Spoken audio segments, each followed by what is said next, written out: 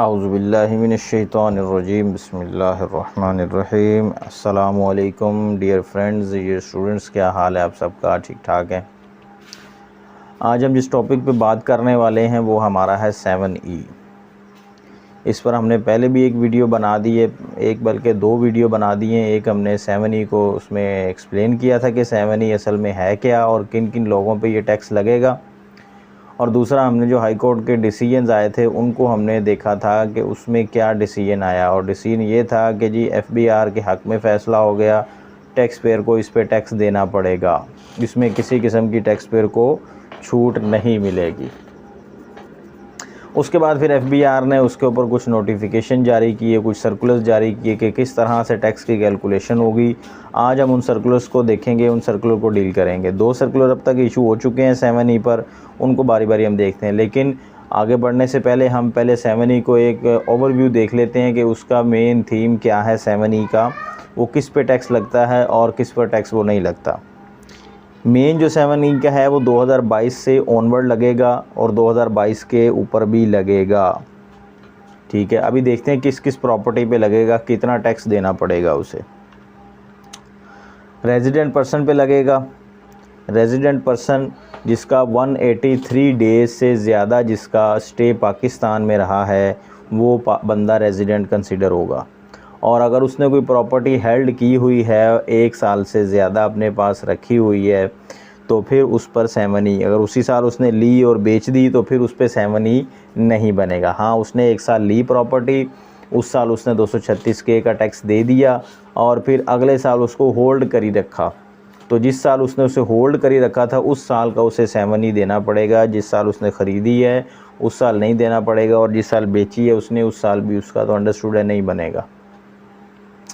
और इसकी अमाउंट भी अगर हम देख लें तो अमाउंट कैसी होगी, अमाउंट मैं बता रहा हूँ आपको। 5% आपने उसकी फेयर मार्केट वैल्यू जो प्रॉपर्टी की होगी उसका 5% आपने उसका इनकम कंसिडर की जाएगी उस शख्स की, कि वो शख्स उस प्रॉपर्टी से 5% तक की इनकम अर्न कर रहा है। अब फेयर मार्केट वैल्यू कहाँ से होगी? एक है FBR रेट और एक होता है DC रेट, जिस पे रजिस्ट्री वगैरह की जाती है। तो जो FBR का रेट, अगर DC रेट, इन दोनों में से जो हाई होगा वो फेयर मार्केट वैल्यू कंसीडर होगा, उसका 5% लिया जाएगा, वो आपकी डीम्ड इनकम कंसीडर हो जाएगी अंडर सेक्शन 7E। उसका फिर 20% जो होगा वो आपको टैक्स देना पड़ेगा। इफ़ेक्टिव रेट जो है वो 1% ऑफ फेयर मार्केट वैल्यू होगा, टैक्स के इक्विवेलेंस आना चाहिए। मसलन फेयर मार्केट वैल्यू का 5% लिया आपने, वो इनकम बन गई। उस इनकम का आपने 20% टैक्स निकाला और वो टैक्स आपका बराबर आना चाहिए उसी फेयर मार्केट वैल्यू के 1% के बराबर। ठीक हो गया। ये तो कैलकुलेट आगे जाके हम देखते हैं इसको, अभी तक मेन चीज़ इसकी ये है। उसके बाद इसमें कौन कौन सी प्रॉपर्टी एक्सक्लूड होगी, मतलब किस किस प्रॉपर्टी की वैल्यू पे टैक्स नहीं देना पड़ेगा आपको। एक वो आपका जो रेजिडेंशियल हाउस है आपका, जिसमें आप रिहाइश पजीर हैं, जो आपका रजिस्टर्ड है। यहाँ पर ये भी बात काबिल गौर है कि जो ATL पर्सन होगा, जो एक्टिव टैक्स पेयर पर्सन होगा, उसने अपना टैक्स पेयर रजिस्टर, उसने अपने प्रोफाइल के अंदर ये रजिस्टर करवाया होगा कि ये मेरा हाउस रेजिडेंट है, तो उसको जो है ना वो एग्जेम्पशन मिलेगी। तो इसके लिए आपको फाइलर होना मस्ट हो गया आपके लिए। आप फाइलर होंगे तो आपका जो रेजिडेंशियल हाउस है उससे आपको 7E की एग्जेम्पशन मिलेगी। दूसरा, आपने कोई बिज़नेस अपना कर रहे हैं, वहाँ आपके अपनी प्रेमिसेस है, उस प्रेमिसेस पे भी आपको एक्सक्लूजन मिल जाएगी। अगर आप वहाँ पर अपना बिज़नेस कर रहे हैं और वो बिज़नेस आपका रजिस्टर्ड है तो फिर भी आपको उस प्रेमिसेस पे कोई टैक्स नहीं देना पड़ेगा। उसके अलावा तीसरा आ रहा है एग्रीकल्चरल लैंड। अगर आपकी एग्रीकल्चरल लैंड है और आप उस पर एग्रीकल्चरल कल्टीवेशन कर रहे हैं तो भी आपको उस लैंड पे क्या है, एग्जेम्पशन है, कोई 7E का टैक्स नहीं देना पड़ेगा। या इसके अलावा कोई शहीद है, उसकी फैमिली को कोई प्लॉट अलॉट किया गया तो उस पर भी कोई टैक्स नहीं है। मैं जल्दी जल्दी आपको बता रहा हूँ ताकि आपको एक माइंड फ्रेश हो जाए कि 7E है क्या। आगे जाके हम इसका सर्कुलर भी देखेंगे कि सर्कुलर जो आए हैं उनमें क्या कैलकुलेशन दी गई है, किस चीज़ को किस तरह से ट्रीट किया गया है। तो अगर कोई सरकारी मुलाजिम है, उसको कोई प्लॉट वगैरह अलॉट होता है तो उस पर भी 7E नहीं लगेगा। आगे कह रहा है कि ऐसी प्रॉपर्टी जिसको आपने अपनी रिटर्न में डिक्लेयर किया हुआ है और उसके ऊपर आप इनकम चार्ज कर रहे हैं और इनकम के ऊपर टैक्स भी दे रहे हैं, तो फिर आपको वो प्रॉपर्टी एक्सक्लूड हो जाएगी, उसके ऊपर भी आपको 7E नहीं देना पड़ेगा। 7E कब देना है? 1 साल गुजर गया, रिटर्न सबमिट का वक्त आया, रिटर्न सबमिट करवाते वक्त 7E का टैक्स आपसे पूछा जाएगा कि बताएं आपके पास ये प्रॉपर्टी आपकी डिक्लेयर है आपकी रिटर्न के अंदर, बताएं इसमें से किस प्रॉपर्टी पे आपने कितना इनकम चार्ज की हुई है। आप लेट्स सपोज आपकी 2 प्रॉपर्टीज़ हैं, एक प्रॉपर्टी में तो आप खुद रिहाइश पजीर हैं, वो तो एग्जेम्प्ट हो गई, दूसरी आपने रेंट पे दी हुई है, तो उस रेंट को अगर आपने डिक्लेयर किया है तो आपसे 7E का टैक्स नहीं लिया जाएगा। अगर आपने उस रेंट को डिक्लेयर नहीं किया हुआ तो फिर आपसे उस पर 7E का टैक्स मांगा जाएगा। फिर उसके अलावा आ रहा है, अगर आपने कोई प्रॉपर्टी ख़रीदी है, जिस साल ख़रीदी है उसी साल आपने 236K का टैक्स भी दे दिया, तो फिर आप रिटर्न में उस पे ऊपर आपको 7E का टैक्स नहीं देना पड़ेगा। कब आपसे पूछा जाएगा? 2 जगह से आपसे पूछा जा सकता है। एक तो जब आप प्रॉपर्टी सेल करने लगेंगे तब आपसे रजिस्ट्रार पूछेगा कि बताएं इस प्रॉपर्टी का 7E बनता था, तो आपने क्या वो 7E दिया, उसका चालान हमें दिखाएं। या हर साल रिटर्न के साथ आपको 7E का टैक्स देना पड़ेगा। रिटर्न देने से पहले ही आपको प्रॉपर्टी सेल करनी पड़ जाती है, तो फिर आपको जो है ना 7E का चालान साथ देना पड़ेगा। लेकिन अगर आप कहते हैं कि मेरी ये प्रॉपर्टी एक्सक्लूड है 7E से, तो फिर आपको कंसर्न कमिश्नर ऑफिस से अपना उसका एग्जेम्पशन सर्टिफिकेट लेना पड़ेगा। वहाँ पर आप जाएंगे, अपनी डिटेल देंगे, आप बताएंगे कि ये इस रीज़न से ये प्रॉपर्टी मेरी जो है वो एक्सक्लूड है, 7E में इस पर अप्लाई नहीं होता, तो ये इस पे टैक्स नहीं बनता। वो रीज़न्स मैं आपको आगे बताता जा रहा हूँ कि कौन कौन सी रीज़न होगी तो आपकी वो प्रॉपर्टी एक्सक्लूड हो जाएगी। नंबर आगे एक और चीज़ आ रही है कि 25 मिलियन आपके तमाम एसेट्स जो आपके एक्सक्लूड हैं उनको निकाल के, आपका अपना घर निकाल दिया आपने, शहीद की अगर फैमिली को मिला है तो वो निकाल दिया आपने, जो रेंटल इनकम पे आपने डिक्लेयर किया प्रॉपर्टी वो निकाल दिया। उसके अलावा आपका कोई ऐसा फार्म हाउस पड़ा हुआ है, कोई ऐसी आपकी बिल्डिंग पड़ी है, कोई ऐसी आपकी प्रॉपर्टी पड़ी हुई है जो रेंटल इनकम पे आपने डिक्लेयर नहीं की, आपने जस्ट डिक्लेयर किया कि ये मेरा एक प्लॉट है, या मेरा एक रेजिडेंशियल हाउस है, या मेरा ये एक मैंने आगे वैसी घर मेरा पड़ा हुआ है, तो उसकी वैल्यू अगर 25 मिलियन से ज़्यादा होगी तो उस पर 7E लगेगा। ये बड़ी इंपॉर्टेंट बात है कि 7E उस पर लगेगा जिसकी वैल्यू 25 मिलियन से ज़्यादा होगी। और 25 मिलियन कैसे लिया जाएगा? तमाम जो एक्सक्लूजन है उनको निकालने के बाद आपके पास जो प्रॉपर्टी बचेगी उसका 25 मिलियन होना चाहिए। गवर्नमेंट ने अगर कोई प्रॉपर्टी परचेज़ की है तो उस पर नहीं होगा। अब आ जाते हैं ATL पे क्या होगा। अच्छा जी, इसमें ये आ गया जी। हाँ, इसमें थोड़ी सी एक्सप्लेनेशन की ज़रूरत है कि कैपिटल एसेट में कौन कौन सी चीज़ें शामिल नहीं होंगी for the purpose of 7E। वैसे तो कैपिटल का मतलब कि आपका तमाम जो सरमाया वो आपका कैपिटल है, बिज़नेस में जो लगा हुआ है, इधर उधर जो आपके पास अपने इस वक्त एसेट पड़े हैं वो सारे आपके कैपिटल एसेट हैं। लेकिन जो 7E में कैलकुलेशन में लिए जाएंगे वो कौन कौन से होंगे, उसमें कौन कौन से एसेट आपके शामिल नहीं होंगे। सबसे पहले तो उन्होंने कहा है कि ऐसी प्रॉपर्टी जो आपकी बिज़नेस के अंदर इस्तेमाल हो रही है वो वाली प्रॉपर्टी नहीं ली जाएगी। फिर उन्होंने कहा कि स्टॉक इन ट्रेड, आपका जो स्टॉक पड़ा हुआ है वो वाला आपका 7E में नहीं लिया जाएगा उसकी कैलकुलेशन में। उसके बाद उन्होंने कहा कोई शेयर वगैरह आपने परचेज़ किया तो उसके ऊपर भी आपको 7E नहीं देना पड़ेगा। या उसके अलावा एक और चीज़, अगर आपने कोई ऐसा प्लांट मशीनरी कोई प्रॉपर्टी है जिसकी डेप्रीसिएशन आप बिज़नेस में चार्ज कर रहे हैं तो उस प्रॉपर्टी प्लांट मशीनरी एसेट वगैरह पे भी आपको 7E नहीं देना पड़ेगा। आप यहाँ पे ये काबिल गौर तलब बात है कि आप डेप्रिसिएशन तभी चार्ज करेंगे जब आप उस एसेट को बिज़नेस में यूज़ कर रहे होंगे, और डेप्रिसिएशन तभी अलाउ होगी जब वो एसेट आपके बिज़नेस में यूज़ हो रहा होगा। तो जब कोई एसेट आपके बिज़नेस में यूज़ हो रहा है और आप अपनी रिटर्न में उसकी डेप्रिसिएशन भी शो कर रहे हैं तो इसका मतलब उस पर आपको 7E नहीं देना पड़ेगा। या कोई एनी मूवेबल एसेट, कोई ऐसा मूवेबल एसेट है कि जो ऊपर 3-4 में मेंशन नहीं हुआ, इसके अलावा कोई मूवेबल एसेट है तो उस पर भी आपको टैक्स नहीं देना पड़ेगा। ये मतलब गाड़ियाँ वगैरह, आपकी व्हीकल्स वगैरह, इस पर भी 7E नहीं लगेगा। अब आ जाते हैं सर्कुलर पर कि सर्कुलर जो आया, पहला सर्कुलर आया टैक्स ईयर 23-24 का, तो उसमें क्या कहा गया है कि किस तरह 7E देना है, कितने देना है, किसने देना है और कितना देना है। सबसे पहले तो उसमें 236C जो है ना उसके बारे में बताया गया कि 236C का जो टैक्स है वो 2% से बढ़ाकर 3% कर दिया गया है फाइलर के लिए। और नॉन फाइलर के लिए डबल है, उसके लिए 6% टैक्स से हो जाएगा। आप जब भी प्रॉपर्टी सेल करेंगे आपको 3% टैक्स देना पड़ेगा 236C की मद में। और फिर 7E की जो एप्लीकेबिलिटी है वो 2022 से ऑनवर्ड है, उससे प्रीवियस अगर कोई टैक्स ईयर गुजर गया तो उस पर आपको 7E नहीं देना पड़ेगा। अब आ जाते हैं इसकी कैलकुलेशन। हमने कैलकुलेशन में आपको पहले बता चुका हूँ कि उसकी फेयर मार्केट वैल्यू का 5% निकालना है, उसका 20% लेना है, तो वो आपका टैक्स बनेगा। अब इसमें इन्होंने 236C में एक नया सेक्शन इस दफ़ा इंक्लूड किया है, सेक्शन 2A।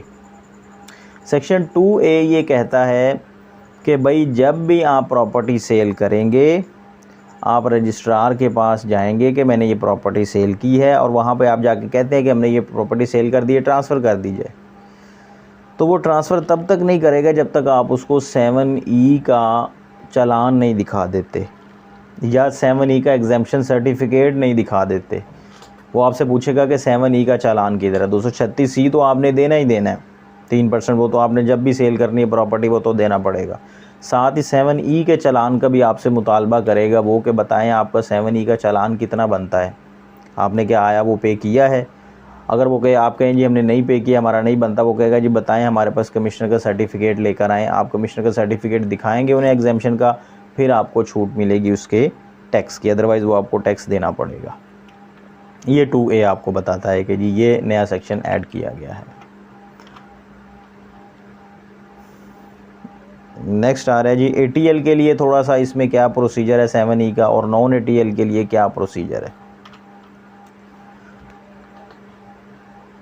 अब हम इसका सर्कुलर निकाल लेते हैं। सर्कुलर मैं इसका लिंक डिस्क्रिप्शन में दे दूंगा, वहाँ से आप इसको डाउनलोड कर सकते हैं। और अगर नहीं तो फिर FBR की वेबसाइट पे जाएंगे, आप गूगल पे लिखेंगे FBR की मेन वेबसाइट आ जाएगी। मेन वेबसाइट पे जैसे ही आप ओपन करेंगे तो आगे आपको सर्कुलर और ऑर्डर्स के नाम से एक टैब मिलेगा, उस पर क्लिक करेंगे तो सारे सर्कुलर्स आ जाएंगे। वो सारे सर्कुलर जब आपके सामने आ जाएंगे तो आप उनमें से डाउनलोड कर लीजिएगा सर्कुलर नंबर 1 जिस डेट का आया 21 जुलाई 2023 का। उसमें उन्होंने एक्सप्लेनेशन दी हुई है कि किस तरह से 7E का टैक्स देना है आपने। इसके पहले पैराग्राफ में तो उन्होंने 236C के बारे में बताया कि 3% और 6% होगा। दूसरे पैराग्राफ में उन्होंने 7E की कैलकुलेशन के बारे में बताया कि 5% होगा फेयर मार्केट वैल्यू का, और उसका 20% आपको टैक्स देना पड़ेगा, और 20% equivalent to 1% of fair market value of property होगा। फेयर मार्केट वैल्यू क्या है, FBR रेट और DC रेट में से जो हायर होगा वो फेयर मार्केट वैल्यू होगा। FBR के जो DC रेट है वो भी, FBR के जो रेट है प्रॉपर्टी के वो भी FBR की वेबसाइट पर मौजूद हैं, वहाँ से जाकर उसको डाउनलोड किया जा सकता है। फिर थर्ड पैराग्राफ में इसका कहा जा रहा है कि जी हमने रजिस्ट्रेशन अथॉरिटी जो ट्रांसफ़रिंग अथॉरिटी है उस प्लाट की ज़मीन की, उसके ऊपर ये बार लगा दी है कि वो जब भी ट्रांसफ़र करेगा आपसे वो 7E के चालान का मुतालबा करेगा कि आया आपने 7E का टैक्स दिया है या नहीं दिया। अब आ जाते हैं ATL पे क्या प्रोसीजर होगा। इसका A पैराग्राफ में आ रहा है कि जी ए जो वेयर अ सेलर और अ ट्रांसफ़र इज़ ऑन ATL, अगर जो सेल करने वाला है वो ATL में होगा तो उससे क्या चार्ज किया जाएगा। मैं पढ़ता हूँ, मैं उसका एक्सप्लेनेशन आपको बता देता हूँ। If the seller and transfer has not already paid 7E along with his income tax return filed for tax year 22, अगर उसने टैक्स ईयर 22 की रिटर्न फाइल कर दी और उसके साथ उसने 7E का टैक्स नहीं पे किया, तो फिर उससे 2022 का जो 7E है वो उससे मुतालबा करेगा कि आया आपका 2022 का 7E बनता था इस प्रॉपर्टी पे जो आप सेल करने जा रहे हैं, क्या आपने ये दे दिया। अगर दे दिया तो हमें उसका चालान दिखाएं, अगर चालान नहीं है तो हमें इसका एग्जेम्पशन सर्टिफिकेट दिखाएं, अदरवाइज़ ये प्रॉपर्टी सेल नहीं हो सकती है। दूसरा, अगर वो कहता है कि अगर आपका कोई स्टे था, आप हाई कोर्ट में चले गए या आपने रिट कर दी कि जी हमारा ये टैक्स ठीक नहीं है, अगर आपको कोई स्टे है तो वो हमें स्टे ला के दिखा दें, तब भी हम इस प्रॉपर्टी को ट्रांसफ़र करेंगे, अदरवाइज़ ये प्रॉपर्टी सेल नहीं होगी। For the purpose of issuance of above certificate, वो कहते हैं जी अगर आपने वो सर्टिफिकेट लेना है एग्जेम्पशन का तो उसके लिए फॉर्म A इसी सर्कुलर के साथ अटैच किया गया है। उस फॉर्म A को फिल करके आप अपने कंसर्न कमिश्नर के पास जाएंगे और कंसर्न कमिश्नर को वो प्रेजेंट करेंगे। वो कमिश्नर आपको विद इन 7 डेज़ के अंदर आपको वो सर्टिफिकेट जारी कर देंगे और आप क्या कर सकेंगे, अपनी प्रॉपर्टी को सेल कर सकेंगे। If property owner is more than 1 person, हाँ जी, अगर एक से ज़्यादा प्रॉपर्टी ओनर हैं तो हर एक को अपनी 7E की लाइबिलिटी से डिस्चार्ज होना पड़ेगा। वो सारे अपना जितना जितना शेयर उनका प्रॉपर्टी में है उतना उतना का चालान देंगे 7E का, तब जाके उनको वो एग्जेम्पशन उनकी प्रॉपर्टी सेल होगी। जबकि एक बंदा नॉन ATL है, ATL में उसका नाम ही नहीं है, तो उससे डायरेक्ट जो है ना वो 7E का चालान का मुतालबा किया जाएगा कि भाई आप हमें चालान दें। एग्जाम्पशन सर्टिफिकेट तो दूर की बात, आपका एग्जाम्पशन सर्टिफिकेट बनता ही नहीं है। क्यों? क्योंकि आप ATL में है ही नहीं, आप फाइलर ही नहीं है। जब आप फाइलर होंगे तभी आप कमिश्नर को प्रेजेंट कर सकेंगे एग्जाम्पशन के लिए। अगर आप फाइलर नहीं हैं तो फिर आप डायरेक्ट अपना 7E का टैक्स इस पे दें। 7E का टैक्स क्या है? 1% उसकी फेयर मार्केट वैल्यू है। वो फेयर मार्केट वैल्यू उसका 1% आप दें, तब जाके आपकी ये प्रॉपर्टी सेल होगी। तो उसको 2 टैक्स पड़ेंगे नॉन फाइलर को। एक तो 6% उसको पड़ेगा उसका प्रॉपर्टी की फेयर मार्केट वैल्यू का 6% उसको देना, बल्कि 236C है अंडर कंसीडरेशन कि जितने की आप सेल कर रहे हैं उसका आपको देना पड़ेगा। और जो आपने इसका 7E देना है वो है फेयर मार्केट वैल्यू का 1% आपको देना पड़ेगा उस प्रॉपर्टी का, तब जाके आपकी वो प्रॉपर्टी सेल होगी। आप उसे 1000 बार कहते रहें कि भाई ये मेरी प्रॉपर्टी रेजिडेंशियल है, या ये मेरी बिज़नेस प्रॉपर्टी है, या मैं शहीद की फैमिली से बिलोंग कर रहा हूँ, उस ज़ुमरे में हमें मिला है। जब तक आप फाइलर नहीं होंगे तब तक कुछ भी आपका ये नहीं माना जाएगा। फाइलर होंगे, उधर प्रॉपर्टीज़ डिक्लेयर करेंगे, उसमें से रेजिडेंशियल को टिक करेंगे, उसके बाद जाके आपका ये रेजिडेंशियल कंसिडर होगा और फिर आपको ये सारी एग्जेम्पशन मिलेगी। ये तो था सर्कुलर नंबर 1। और उसके साथ ही इन्होंने फॉर्म A अटैच कर दिया है। फॉर्म A में क्या होगा? सेलर अपना नाम, अपना NTN, अपना एड्रेस बताएगा, जो प्रॉपर्टी सेल करना चाह रहा है उस प्रॉपर्टी के क्रेडेंशियल बताएगा, उसका एरिया कितना है, उसकी लोकेशन कितनी है, वो कहाँ पर लोकेटेड है, वो सारा बताने के बाद इफ़ चार्जेबल अंडर सेक्शन, इसमें कुछ छोटा लिखा हुआ है 11वें नंबर पे इसी फॉर्म में है, if chargeable under section 7E fair market value the property declare in the return of income. बताएं कि अगर ये प्रॉपर्टी पर 7E लगता है तो इसकी फेयर मार्केट वैल्यू क्या है जो आपने रिटर्न में शो की है। Amount of tax paid under section 7E, इसका 7E का जो अमाउंट ऑफ टैक्स है वो कितनी बनती है वो इधर कॉलम में लिखनी पड़ेगी। Whether exclusion under section 7E claimed, क्या आपने ये अंडर सेक्शन 7E इसको एक्सक्लूजन में क्लेम किया हुआ है। अगर वहाँ से आपको एक्सक्लूजन में क्लेम है तो फिर आप यहाँ पे येस पे टिक करेंगे और रीज़न लिखेंगे कि रीज़न फॉर एक्सक्लूजन क्या है। रीज़न मैंने आपको बता दी कि रीज़न ऊपर जो 7E के सेक्शन के अंदर A से लेके GH आई थिंक है, वहाँ तक जो जो प्रॉपर्टीज़ हैं, अगर उसमें से कोई प्रॉपर्टी आपकी फॉल कर रही है तो फिर वो एक्सक्लूजन में आएगी और वो आप रीज़न यहाँ पे लिख देंगे। उसके बाद कंसर्न कमिश्नर इसको वेरीफाई करेगा, साइन स्टैम्प करने के बाद आपको सर्टिफिकेट जारी कर दिया जाएगा। वो सर्टिफिकेट आप जाकर रजिस्ट्रार को दिखाएंगे तो आपकी प्रॉपर्टी सेल हो जाएगी। अल्लाह अल्लाह खैर सल्ला। उसके बाद फिर थोड़ी सी इसमें क्लैरिफिकेशन चाहिए थी कि भाई कितना टैक्स देना है, कब कब टैक्स देना है। तो उसके लिए उन्होंने पार्शल मॉडिफिकेशन का एक सर्कुलर जारी किया जो कि 15/8/2023 को अभी रिसेंटली जारी हुआ। उसको अब मैं आपको बता देता हूँ कि उसमें क्या क्या चीज़ें मोटी मोटी आई हैं। जो पार्शियल मॉडिफिकेशन आई है उसमें उन्होंने कुछ एग्जाम्पल्स भी करके दिखाई हैं कि इस तरह से आपने 7E का टैक्स कैलकुलेट करना है।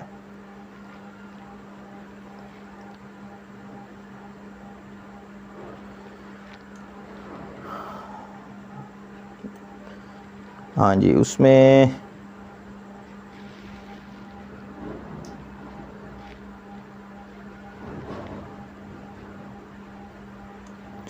नंबर 4 पैराग्राफ में कह रहा है, it is further clarified that the condition regarding obtaining certificate from the commissioner outline in the circular number 1 will not apply with respect to the situation enumerated below.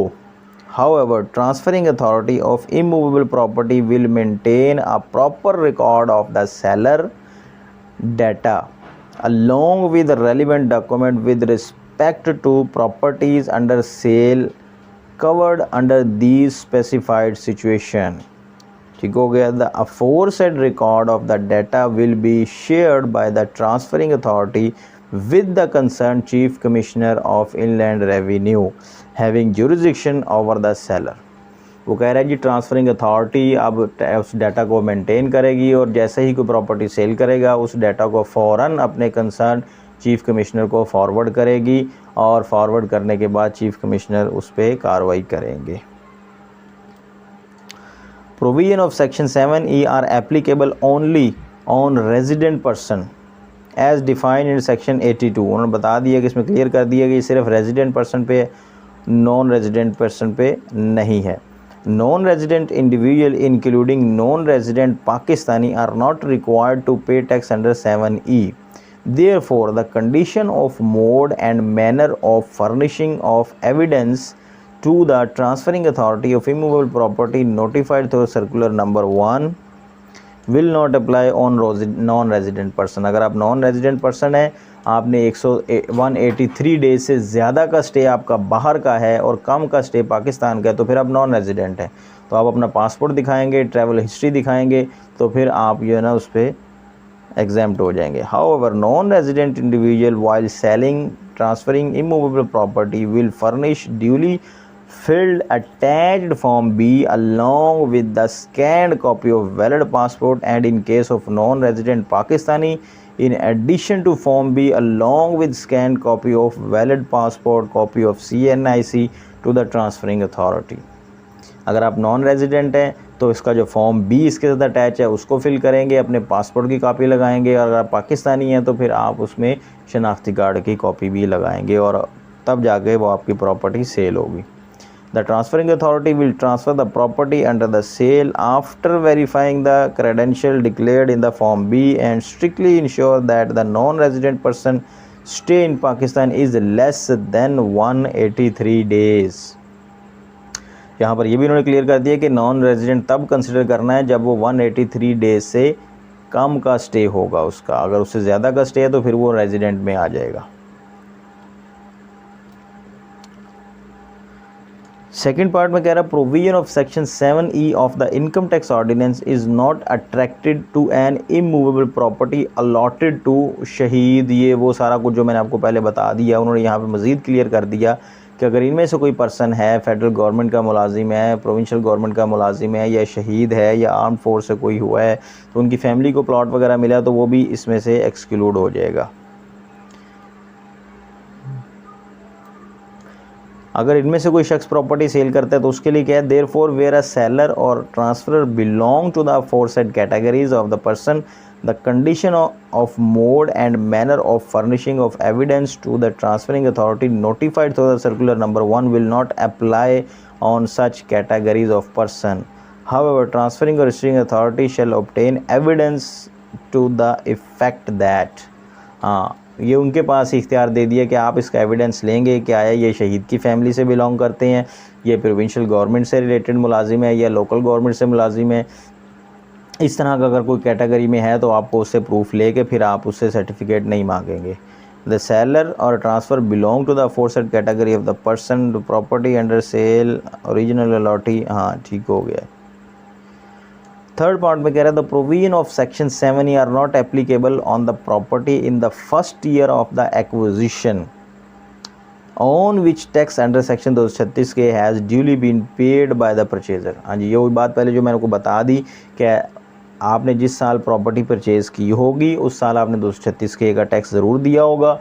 तो उस साल की जब आप रिटर्न फाइल करेंगे, रिटर्न फाइल करने पर आपको उस प्रॉपर्टी पे 7E नहीं देना पड़ेगा। हाँ, अगर कोई और प्रॉपर्टी पहले से आपने लेके रखी हुई है जो कि एक्सक्लूजन में नहीं आ रही तो फिर उस पर आपको 7E देना पड़ेगा। आगे कहता है in such a case the seller transfer property will furnish to the transferring authority CPR having a unique CPR number bearing seller transfer name shown. जो उसका CPR की रिक्वायरमेंट है वो सारी CPR की रिक्वायरमेंट फिल करने के बाद जब वो टैक्स जमा करवाएगा तो फिर CPR के ऊपर सारा कुछ लिखा आ जाएगा, तो फिर वो CPR देने के बाद उसको उसकी प्रॉपर्टी सेल होगी। चलें जी, आगे आ जाते हैं। इलस्ट्रेशन उन्होंने दी है, बड़ी ज़रा मज़ेदार सी इलस्ट्रेशन है, ज़रा क्लियर हो जाता है इससे। कह रहा है कि एक शख्स ATL में मौजूद है, फाइलर है, ठीक है, has purchase a immovable property, उसने एक प्रॉपर्टी ख़रीद ली। कब ख़रीदी? 15/6/2022। 15/6/2022 टैक्स ईयर एंड होता है 30/6/2022 को। उस टैक्स ईयर के एंड होने से 15 दिन पहले उसने एक प्रॉपर्टी ख़रीदी 2022 में, टैक्स ईयर 2022 ही आप समझें। On which tax under section 236 K has been paid, उस पर 236K बनता था वो भी उसने उसी साल पे कर दिया। जो 236K की रिक्वायरमेंट थी वो फिल करके उसने उसको पे कर दिया। देन क्या होगा, the date of payment of tax, वो सारा कुछ लेटर ऑन, बाद में, the said purchaser subsequently dispose of the property on 1/7/23। अब उसने क्या किया, 1/7/23 को जाके सेल कर दी। 1/7/23 कौन सी डेट है, वो टैक्स ईयर 24 की डेट बनती है। टैक्स ईयर 22 में ली उसने, 22 का एंड था बिल्कुल, टैक्स ईयर 23 पूरा उसने होल्ड किया अपने पास, और जैसे ही टैक्स ईयर 23 एंड हुआ, अगले दिन, पहले ही दिन जो कि टैक्स ईयर 24 का बनता था, उस दिन उसने उस प्रॉपर्टी को सेल कर दिया। तो मतलब टैक्स ईयर 3 साल उसके बन गए, एक 2022, 23 और 24। 22 में उसने ख़रीदी, 236K दिया, जब रिटर्न फिल करेगा उसको 7E नहीं देना, 7E से उसकी एक्सक्लूजन है। पूरा साल उसने 23 में रखा, 23 में रखने के बाद उसने 24 में पे किए, 24 में बेच दी प्रॉपर्टी। अब जब वो बेचने जाएगा, रजिस्ट्रार को कहेगा कि मैंने ये प्रॉपर्टी बेचनी है, वो कहेगा कि आपका 7E बनता है इस पर।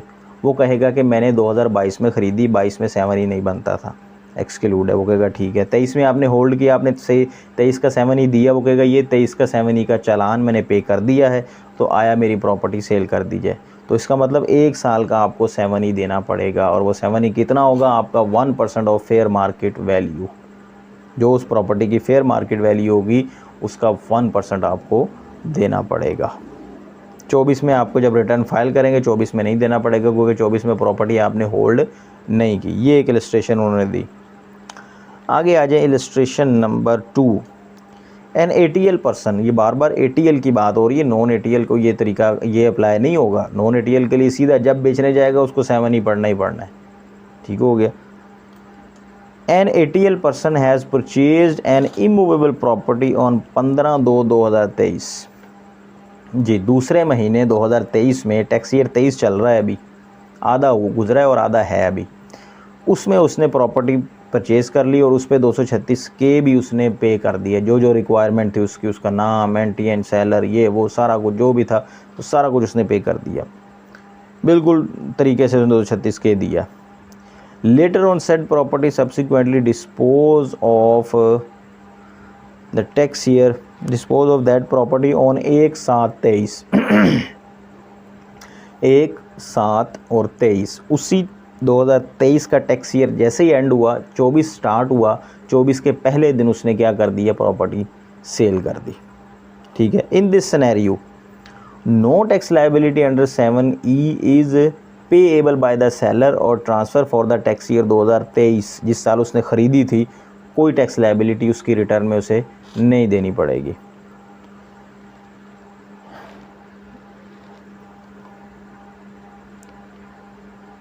आगे आ रहा है, with respect to such immovable property and the transferring authority will not seek from the seller. ठीक हो, ये वही बात हो रही है जो मैंने आपको अभी बता दी। और ना ही वो फॉर्म ए पूछेगा और ना ही वो उससे कहेगा कि 7E का टैक्स लेके आओ।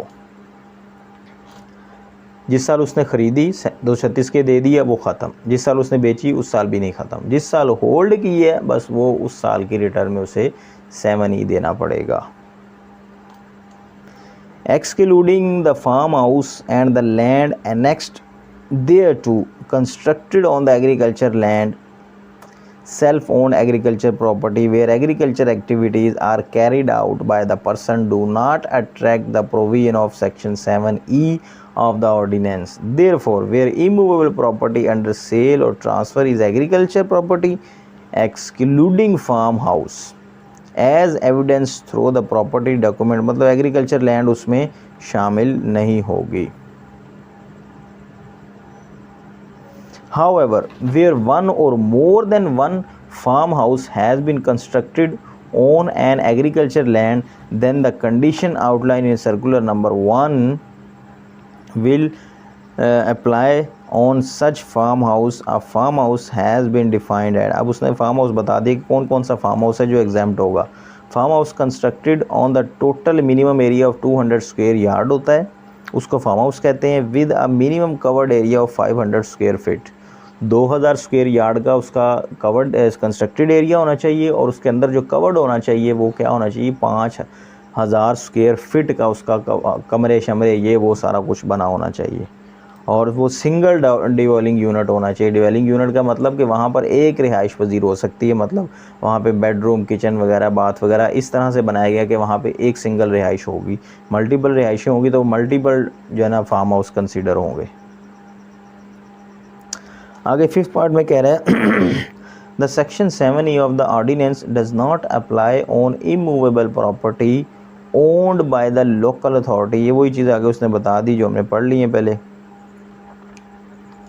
और जो बिल्डर और डेवलपर हजरात हैं जिन्होंने अपने आप को as a builder developer registered करवाया हुआ है इदारे से, वो वाले एग्जाम्प्ट हैं इसमें। वो जितनी मर्ज़ी प्रॉपर्टी एक्वायर करेंगे वो होगी डेवलपमेंट के पर्पज़ से, इसलिए वो वाली उनको आप एक्सक्लूशन निकालेंगे, उसमें उन्हें 7E नहीं देना पड़ेगा, बशर्ते ये कि वो अपने आप को रजिस्टर्ड करवाएंगे, वो एज अ रजिस्टर्ड होंगे इदारे से। तो ये थे भाई आज के हमने 2 सर्कुलर जो है उनको डिस्कस कर लिया और उनको डिटेल में हमने डिस्कस कर लिया। फॉर्म बी आगे इन्होंने दिया हुआ है, नॉन रेजिडेंट पर्सन के लिए कुछ रिक्वायरमेंट है, फॉर्म है, वो फिल करेंगे तो उनका नॉन रेजिडेंट कंसीडर हो जाएगा। तो 7E के बारे में अब तक जो है वो FBR ने ये 2 सर्कुलर इशू किए थे। इन दोनों सर्कुलर को अल्हम्दुलिल्लाह हमने डिटेल में डिस्कस किया, डिटेल में इनको किया। अगर आपको इससे मुतल्लिक कोई भी कन्फ्यूजन है या आपका कोई मैटर है जिससे आप मुझे क्वेश्चन करना चाह रहे हैं तो वीडियो के इसमें कमेंट में आप जो है ना मुझसे क्वेश्चन कर सकते हैं। मेरे से जितना बन पड़ा मैं इंशाल्लाह आपको उसका जवाब दूंगा। तो बाकी अगर आप चैनल पर नए हैं तो भाई चैनल को सब्सक्राइब कर दें, और अगर आप 7E के बारे में मज़ीद जानना चाहते हैं तो उसके मुतालिक मेरी एक वीडियो ऑलरेडी मौजूद है मेरे चैनल पर कि 7E के सेक्शन के बारे में सारी डिटेल डिस्कशन की है, आप वो देख सकते हैं, आपको मज़ीद क्लियर हो जाएगा। ओके जी, नेक्स्ट वीडियो तक के लिए अपना ख्याल रखिएगा और मुझे अपनी दुआ में याद रखिएगा। अल्लाह हाफ़िज़।